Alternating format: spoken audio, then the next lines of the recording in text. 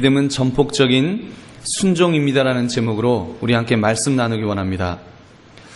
여러분, 우리가 신앙생활 하면서 우리는 하나님께 많은 것을 요구합니다. 하나님 믿음을 주세요, 건강을 주세요, 물질을 주세요, 또는 문제를 해결해 달라고, 자녀들에게 복을 달라고 우리는 달라는 기도를 참 많이 합니다. 어떤 때는 난 좀 양심이 좀 없다, 나 맨날 이렇게 하나님에게 달라기만 하는가, 이런 마음이 들 정도로 우리는 참 많은 기도를 합니다. 그리고 실질적으로 하나님이 많이 잘해 주시는 것이 있습니다.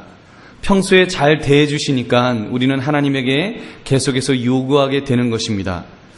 그 덕에 우리 이렇게 금쪽 같은 내 아이도 키우게 되고, 집을 마련하기도 하고 직장도 잘 이렇게 다닐 수 있고 하는 이런저런 안정을 찾는 것입니다. 근데 어느 날 하나님께서 우리에게 진지하게 말씀하신다고 한번 해보십시오. 하나님께서 이렇게 말씀하십니다. 내가 한 가지 부탁할 것이 있다. 너가 나를 믿는다고 하는데 나도 너에게 좀 이번엔 부탁을 하나 해야 되겠다. 딱 한 가지만 부탁하겠다. 다른 부탁이 아니라 너에게 가장 소중한 사람을 나에게 바쳐라. 여러분, 하나님께서 만약에 나에게 이런 질문을 하신다면, 이렇게 우리에게 요구하신다면 무엇이라고 대답하시겠습니까? 너가 가장 소중히 여기는 그 사람을 나에게 바쳐라. 여러분, 여러분에게 가장 소중한 사람은 누구입니까? 여러분에게 가장 소중한 것은 무엇입니까? 혹시 여러분 배우자입니까? 아마 배우자를 바치라 그러면 얼싸 좋다고 그러고 바칠 사람도 좀 있을 것입니다. 또는 부모님이십니까? 부모님까지는 그래도 또 바치라 그러면 연세도 많으신데 하고 바칠지 모르겠습니다. 여러분, 여러분의 자녀는 어떻습니까? 눈에 넣어도 아프지 않은 내 딸, 정말 그 금쪽 같은 내 아들, 그 아이를 만약에 바치라고 한다면 여러분 같으면 하나님 바치겠습니다 하실 수가 있겠냐는 것입니다. 여러분, 왠지 하나님 그건 좀 곤란한데요 라고 말하지 않겠습니까? 여러분, 진짜 소중한 사람을 바치라고 할 때 과연 나는 어떻게 될지 우리가 한번 생각해 볼 수 있기를 바랍니다. 이것은 가상의 시나리오가 아닙니다. 이것은 실제 상황입니다. 실제로 믿음의 선배 아브라함에게 하나님께서는 그 100세에 얻었던 아들, 그 약속의 아들 이삭을 제물로 바치라고 명령을 주신 것입니다. 우리는 오늘 말씀을 통해서 그가 어떻게 그 명령에 순종했는지를 살펴볼 수 있기를 바랍니다. 그 순종의 모습을 보면서 우리의 신앙을 다시 한번 다질 수 있는 저와 여러분 되시기를 바랍니다. 첫 번째, 하나님께서 가장 소중한 것을 바치라고 명령하셨습니다. 가장 소중한 것을 바치라. 여러분, 우리가 만약에 이런 명령을 듣는다면 아마도 대부분의 분들은 하나님 모르셨나요? 내가 그 아이를 얼마나 소중히 여기시는지 아마 하나님이 잘 모르셨나 본데요. 그거는 안 됩니다. 다른 것은 몰라도 이 아이는 안 됩니다. 우리는 그렇게 반문할지도 모르겠습니다. 네, 여러분, 하나님께서 오늘 말씀 2절을 보니까 이렇게 말씀하십니다. 여호와께서 이르시되 내 아들 내 사랑하는 독자 이삭을 데리고 모리아 땅으로 가서 내가 내게 일러준 한 산 거기서 그를 번제로 드리라. 여러분, 무엇을 알 수 있습니까? 하나님께서 무엇을 요구하실 때 그것이 얼마나 소중한 것인가를 아시면서 요구하신다는 것입니다. 내 사랑하는 독자, 내 사랑하는, 너가 사랑한다는 거 안다. 너가 무지하게 사랑한다는 것 안다. 그런데 그 사랑하는 아들 독자, 그것도 독자를 나에게 바치라라고 하나님께서 명령하신 것입니다. 100세에 얻은 아들입니다. 눈에 넣어도 아프지 않은 그런 아들, 그것도 약속의 아들로 주셔놓고는 이제 와서는 제물로 바치라는 것입니다. 사랑하는 성도님들, 만약에 이런 명령을 내가 듣게 된다면 얼마나 갈등하겠습니까? 도대체 하나님 뭡니까? 하나님 뭐가 잘못된 것 아닙니까? 하나님이 너무 연세가 많으셔서 약간 좀 정신이 왔다 갔다 하십니까? 우리 그런 마음 들지 않겠습니까? 여러분, 우리가 오늘 이 말씀을 보면서 저는 안심이 되었습니다. 여러분, 하나님께서 우리에게 명령하시는데 너의 가장 소중한 것을 바쳐라, 가장 소중한 사람을 바치라 하시면서 하나님이 아무 생각도 없으신다면 얼마나 속상할까요? 여러분, 하나님, 나에게는 가장 소중한 것인데, 나에게는 정말 생명과도 바꾸지 않을 정도로 소중한 것인데, 하나님은 위에 계시다 보니까 그냥 바쳐라 그랬는데 어쩌다 보니까 그런 것이 걸린 것입니다. 그래서 하나님이 거기에서 내가 정말 피눈물을 쏟으면서 바쳤는데 하나님은 말씀하시기를 그렇게 소중한지 몰랐다. 그런 줄 알았으면 내가 그거 요구하지 않는데 만약에 그런다면 여러분 얼마나 황당하겠습니까? 근데 여러분 하나님께서는 그 분명히 아신다는 것입니다. 우리에게 요구하실 때 그것이 가장 소중한 것이라는 것을 분명히 아시면서 요구하신다는 것입니다. 여러분 왜 그러실까요? 여러분 신앙은 가장 소중한 영혼을 다루기 때문에 영원한 생명을 다루기 때문인 줄로 믿습니다. 여러분 오죽하면 하나님께서 우리를 사랑하시면서도 그렇게 사랑하셨겠습니까? 독생자 예수 그리스도를 십자가에 죽이시기까지 사랑하셨다는 사실이 그것을 증명합니다. 얼마나 소중한 것이면, 이 생명이 얼마나 귀한 것이면, 영생이 얼마나 참으로 소중한 것이면, 천하보다도 귀한 것이면 하나님께서 독생자까지 아끼지 않으셨겠습니까? 사랑하는 성도님들, 우리가 신앙생활하면서 나는 어떤 모습으로 신앙생활을 하고 있습니까? 혹시 신앙생활을 그냥 여가생활 정도로 하고 있지 않습니까? 내가 좀 시간에 여유가 있기 때문에 이제 교회를 나가야 되겠다. 교회 가면 목사가 다 좋은 얘기 하던데 좋은 얘기 들으러 가겠다. 여러분 이 정도로 혹시 이 자리에 앉아 계신 분이 혹시 계십니까? 아니면 그 정도보다는 좀 심각해서 그래도 영생이 있다고 하니까 그래도 내가 조금 투자를 해야 되겠다. 시간도 좀 투자하고 물질도 조금 투자해서 내가 보험처럼 영생을 한번 확보해 놔야 되겠다. 여러분 이 정도 마음으로 혹시 신앙생활 하진 않습니까? 여러분 그 태도가 맞는 것입니까? 여러분 신앙생활이란 그렇게 시시한 것이 아닙니다. 신앙이란 가장 중요한 것입니다. 왜냐하면 신앙이란 죽느냐 사느냐의 문제를 다루고 있기 때문입니다. 여러분 내 인생을 길어야 80년, 100년도 안 되는 인생을 투자해서 우리는 영원한 우리의 본질적인 영혼의 문제를 다루는 것입니다. 그래서 우리에게 영생을 얻도록 하는 천국을 약속받는 이 귀한 것을 우리는 지금 하고 있는 것입니다. 여러분 이것이 신앙입니다. 그렇기 때문에 많은 신앙의 선배들이 예수 믿지 말라고 하는 그런 위협 앞에서 그들이 순교까지 한 것입니다. 여러분 그 순교의 모습이 얼마나 무서웠습니까? 정말 바늘 같은 것으로요 이 손톱 밑을 갖다가 찌르는 그런 고문도 당하면서 정말 때로는 톱에 켜주기까지 당하면서 그렇게 순교한 것이 우리 믿음의 선배들 아닙니까?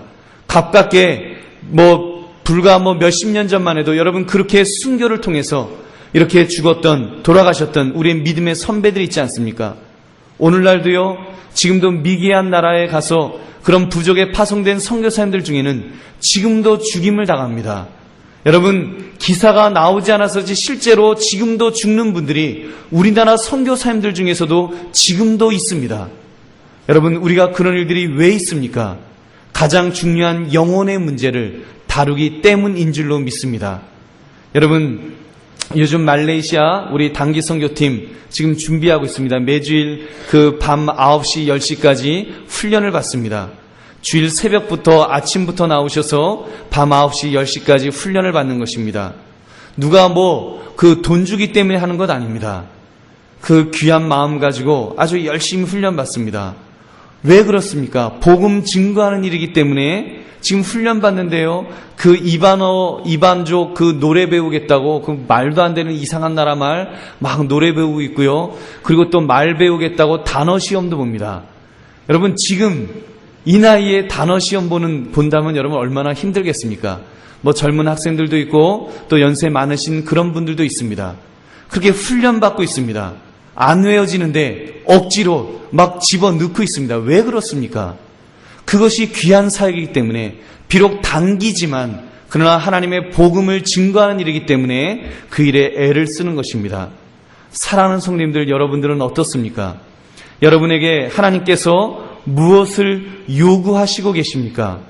여러분에게 물질을 또는 재능을 또는 시간을 여러분의 인생을 자녀를 혹시 하나님께서 요구하고 계시지 않습니까? 여러분 그것이 소중한 것입니까? 그것이 소중하면 소중할수록 하나님께서 여러분을 향한 기대가 있으시다는 사실을 여러분 믿으시기 바랍니다. 여러분, 하나님이 그냥 요구하시는 것 아닙니다. 하나님께서 여러분에게 가장 소중한 것을 만약에 요구하신다고 느껴진다면 하나님께 감사하시기 바랍니다. 그것은 하나님께서 여러분을 향한 큰 기대가 있는 줄로 믿습니다. 그러므로 우리가 하나님의 요구 앞에 우리가 기쁨으로 순종할 수 있는 저와 여러분 되시기를 주님의 이름으로 축원합니다. 여러분, 우리가 그 순종을 하면서 또 한 가지는 지속적인 결단이 필요합니다. 결단에는 두 가지 종류의 결단이 있을 것입니다. 하나는 감정적인 또는 일시적인 결단입니다. 일순간의 분위기에 의해서 내가 그렇게 하겠느라고 결단합니다. 그래놓고 집에 가는 도중에 마음이 바뀌는 경우가 얼마나 많습니까? 여러분, 기도할 때는 거창하게 결단했다가 여러분 집에 가고 있는 동안에 포기했던 것들 몇 개나 되는지 한번 세어보시기 바랍니다. 반면에 의지적인 또는 지속적인 결단이 있습니다. 이 결단은 바로 아브라함이 했던 결단입니다.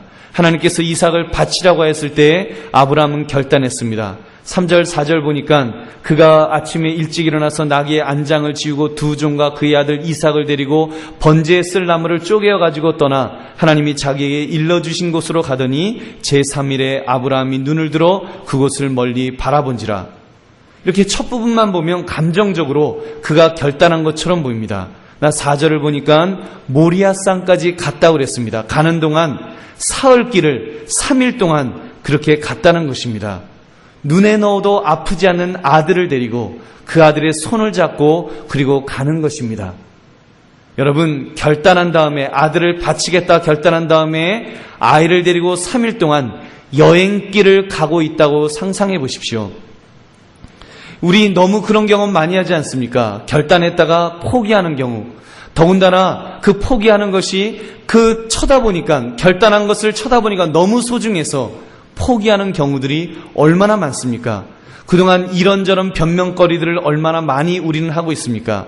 아브라함은 그 사흘길을 걸으면서 그의 결단에 변함이 없었다는 것입니다. 하나님은 이런 의지적이고 그리고 지속적인 결단을 우리에게도 요구하시는 줄로 믿습니다. 사랑하는 성도님들, 하나님께서 우리들에게 기대하시는 것이 이런 것입니다. 눈 딱 감고 한번 결단하는 것이 아닙니다. 여러분, 지속적으로 결단하기를 원하신다는 것입니다. 감정적으로 훅 하고 끝나는 것이 아닙니다. 맨정신으로, 제정신으로 할 수 있도록 삶 속에서 순종하기를 원하시는 것입니다. 왜 그렇습니까? 그러므로 하나님은 우리가 인격적으로 항복하기를 원하시는 것입니다. 그냥 잠깐 눈 딱 감고 하지요 이러고 끝나는 것이 아니라 맨정신으로 눈 뜨고서 그리고 삶 속에서 계속해서 결단하는 것입니다. 하나님은 내 삶의 주인이십니다. 하나님은 내 삶의 왕이십니다. 하나님이 명령하시면 나는 순종하는 자입니다. 나는 청지기일 뿐입니다. 하나님, 내 삶의 왕으로 좌정하여 주옵소서. 내 삶을 통치해달라고 고백하는 것입니다.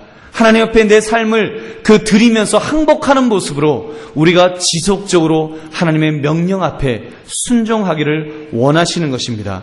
하나님이 가장 소중한 것을 요구하신다고 할지라도 내가 주님 그렇게 드리겠습니다.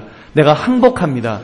주님 앞에 고백할 수 있는 저와 여러분 되시기를 주님의 이름으로 축원합니다.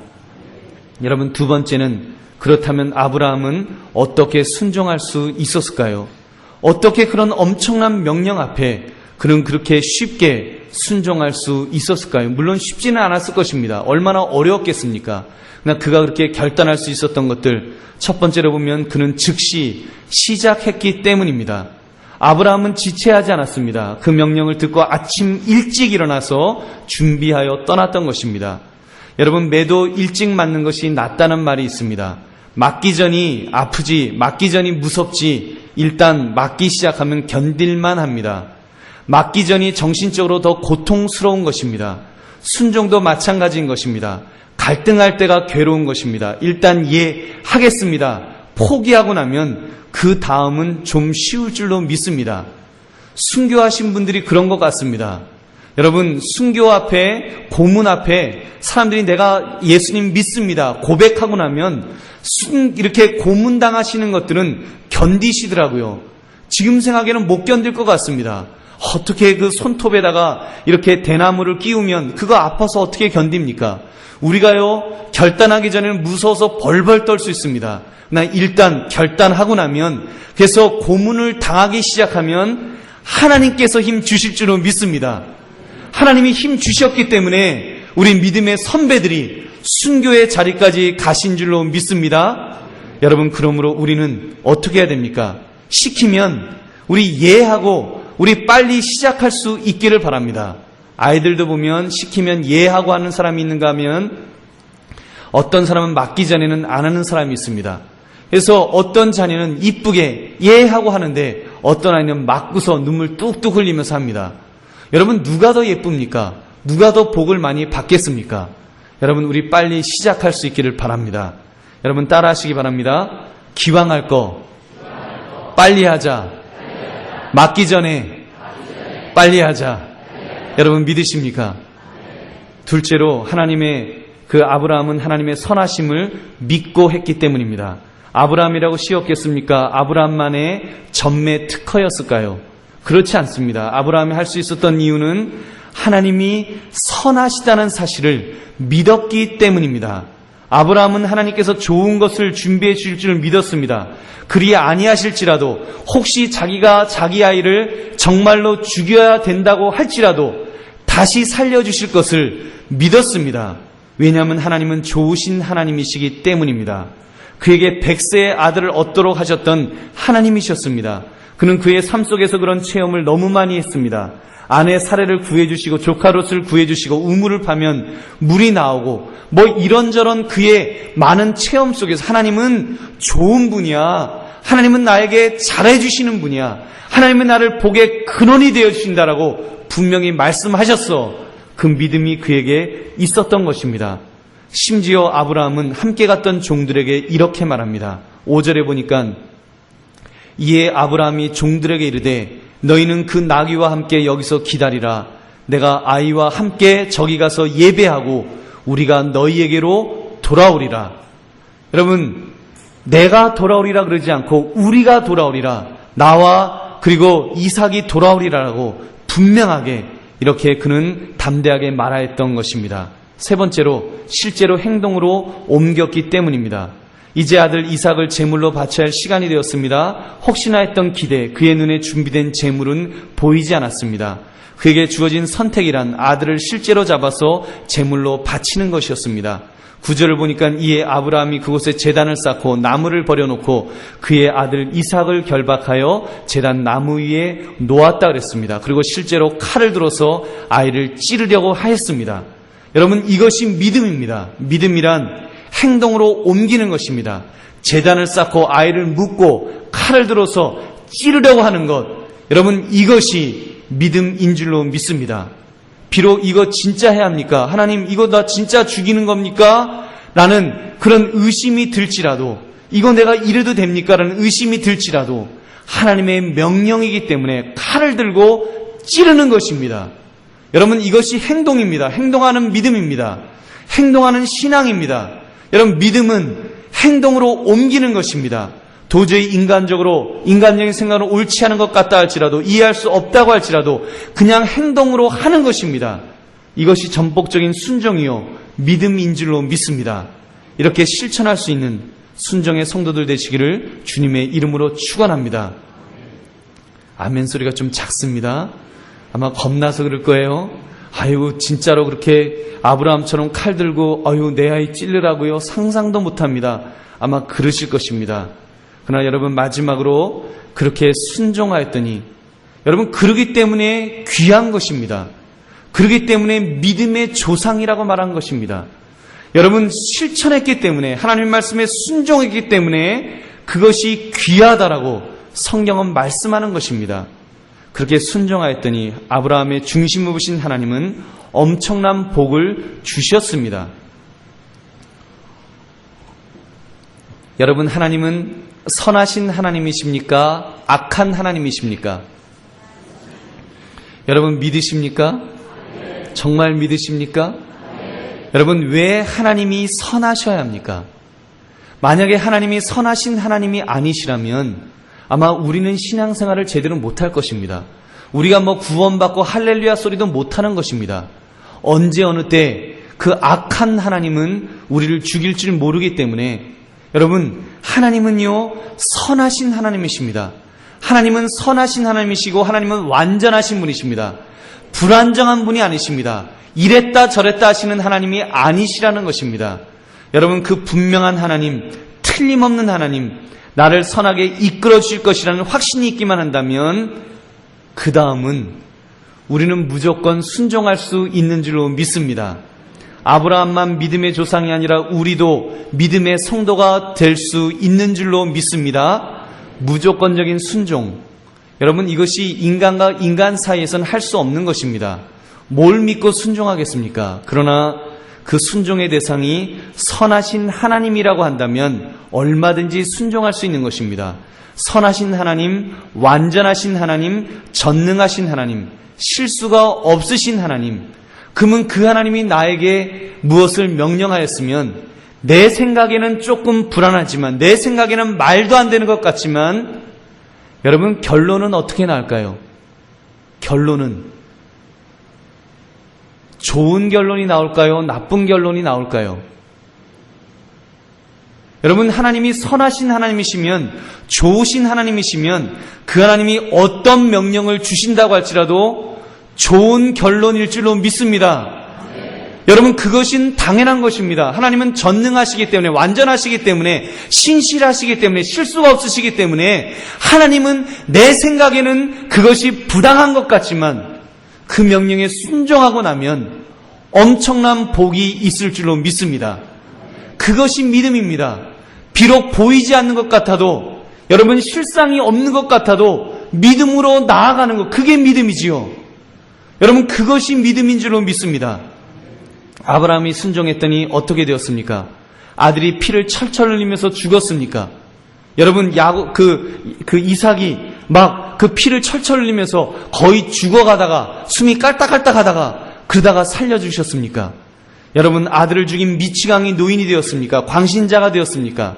아닙니다. 11절을 보니까 하나님께서 아브라함아, 아브라함아 부르셨습니다. 그 아이에게 내 손을 대지 말라, 그에게 아무 일도 하지 말라. 내가 내 아들 내 독자까지도 내게 아끼지 아니하였으니 내가 이제야 내가 하나님을 경외하는 줄을 아노라.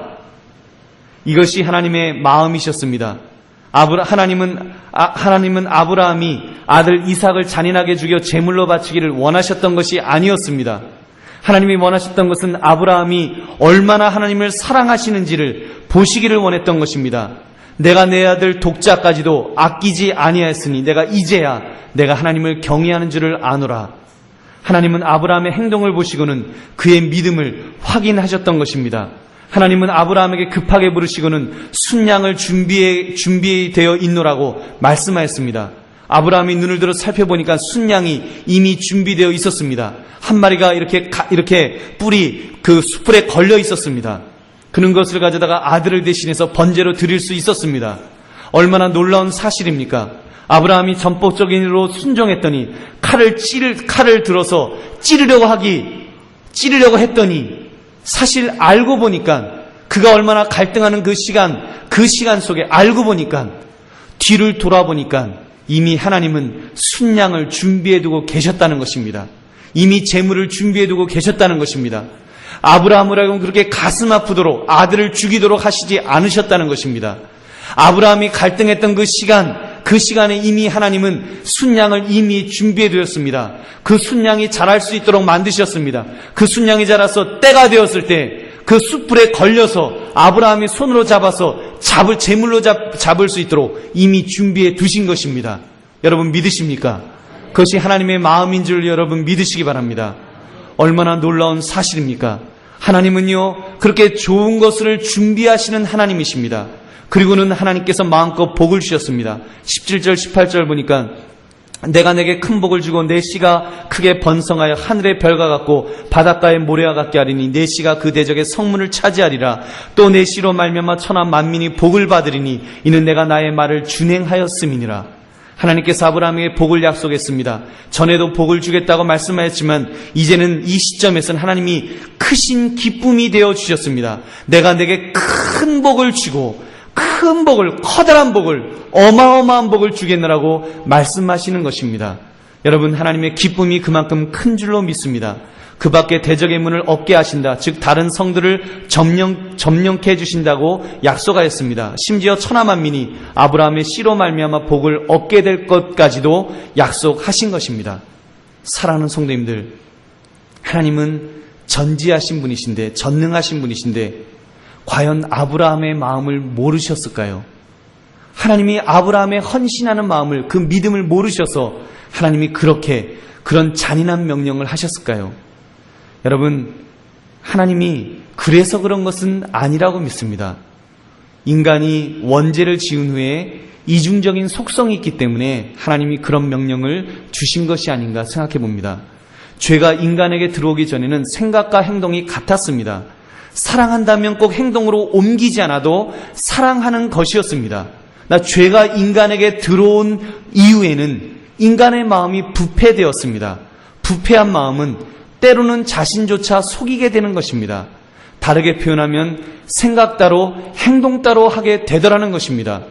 예를 들면 말은 그럴듯하겠는데 막상 행동이 안 따라주는 사람들이 있습니다.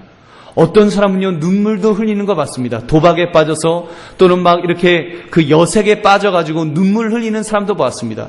마음은 아니래요. 마음은 안 하고 싶은데, 마음은 이제 안 하고 싶은데, 결심하고 싶은데 몸이 안 따라준대요. 행동이 안 따라준대요. 마음은 결심했는데 몸은 또 그 자리로 간다는 것입니다.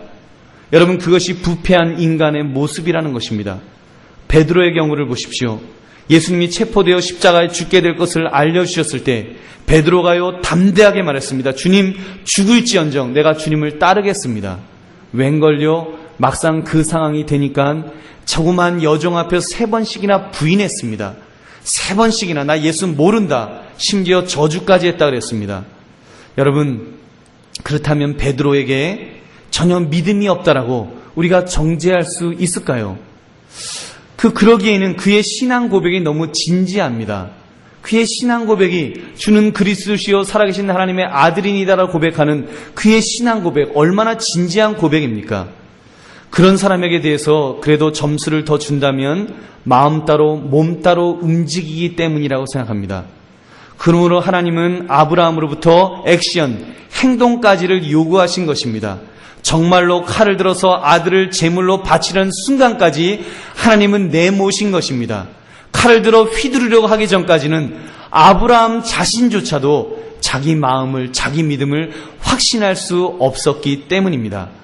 여러분, 엄밀하게 말하면 아브라함의 믿음을 확인하셨다기보다는 아브라함 자신에게 그런 믿음이 있다는 것을 확인시켜 주신 것입니다. 너가 나를 이만큼 사랑하는 것을 좀 깨달아 봐라. 하나님이 그런 것이라고 믿습니다. 여러분, 그 결단 후에 아브라함이 얼마나 더 큰 믿음의 사람으로 살 수 있었겠습니까?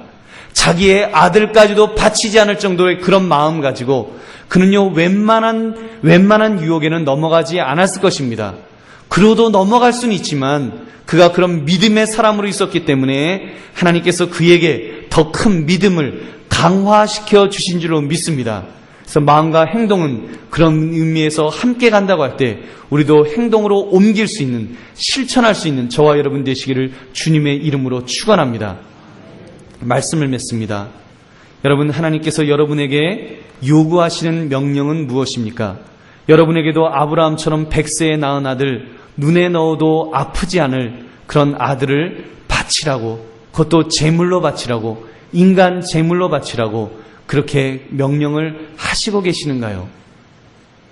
그런 명령 받으신 분 계십니까? 다행한 것인지 아니면 불행한 일인지는 모르겠지만 그 정도의 엄청난 요구는 없지 않으십니까? 감사하게도 우리의 믿음의 분량이 아브라함 정도는 아니어서인지 하나님은 내 믿음의 분량에 맞는 것 정도만 요구하고 계시지 않습니까? 근데 그 요구 앞에, 그 명령 앞에, 그 정도의 명령 앞에 여러분 어떻게 하고 있습니까? 그 명령 앞에 기꺼이 전폭적으로 순종하시기를 바라십니까? 비록 그렇게 순종하면 내게 큰 손해가 올 것 같더라도 여러분 한번 순종해 보시기 바랍니다. 여러분 한번 순종해 보시기 바랍니다. 여러분, 그것이 믿음입니다. 그래도 됩니다. 순종해도 됩니다. 순종해도 살 줄로 믿습니다. 순종해도 살 줄로 믿습니다. 여러분 한번 따라 하시기 바랍니다. 순종해도 살 수 있다. 여러분 믿으십니까? 여러분 왜 그렇습니까? 내가 믿는 하나님은 좋으신 하나님이시기 때문인 줄로 믿습니다. 여러분, 하나님은요, 완전하신 분이십니다. 하나님은 사랑의 하나님이십니다. 하나님은 전능하신 분이십니다. 하나님은 신실하신 분이십니다. 하나님은 실수가 없으신 분이십니다. 그렇기 때문에 내가 느끼기에 그것이 부당하고 내가 느끼기에 너무 엄청나게 느낄 뿐이지 하나님이 명령하실 때는 하나님은 준비하여 두신 줄로 믿습니다. 여러분, 우리가 순종하기만 하면 여러분 하나님께서는 더 큰 것을 준비해 주신 줄로 믿습니다. 마치 이렇게 흔드는 과정입니다. 이렇게 흔들지요. 왜 흔들어요? 흔들어 보고 튼튼한지 보고 튼튼하다 싶으면 거기다 그 다음에는 무거운 물건 더 올려놓는 것입니다. 흔들어 보고서 이게 삐끄덕삐끄덕하다가 핑 쓰러지면 그거는 버리는 거예요. 거기다는 안 넣습니다. 여러분 흔들었을 때 이것이 튼튼하다. 이게 진짜 튼튼하다. 그럼 거기에는요 많은 것을 쌓아놓을 수 있는 것입니다. 여러분 하나님이 우리에게 때로는 명령하실 때 그 명령이 무서울 수 있습니다. 내가 그 명령대로 순종하면 나 죽을지도 몰라. 그 명령대로 순종하면 나 망할지도 몰라. 나 안 돼, 못해. 그런 마음이 들 수 있습니다. 흔들리는 것입니다. 그때 여러분 믿음에 결단할 수 있기를 바랍니다. 우리가 순종하기만 하면, 우리가 흔들리지 않고 순종할 수만 있으면 하나님께서 우리가 흔들리지 않는 그 믿음을 보시고 거기에다가 무거운 것을 쌓아 놓으실 줄로 믿습니다. 그것이 무거운 복일 줄로 믿습니다.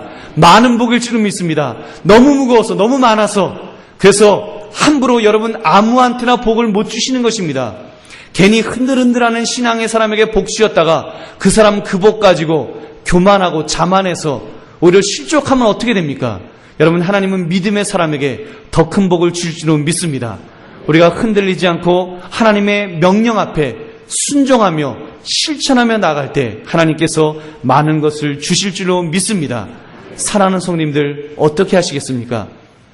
순종함으로 하나님께서 부어주시는 풍성한 은혜를 체험하시겠습니까? 아니면 그런 복된 기회를 포기하여 놓치시겠습니까? 우리가 하나님께 전폭적으로 복종하며 순종함으로 우리가 그것을 통해서 더 큰 은혜를 경험할 수 있는 그런 저와 여러분 되시기를 주님의 이름으로 축원합니다. 우리 함께 기도하겠습니다. 여러분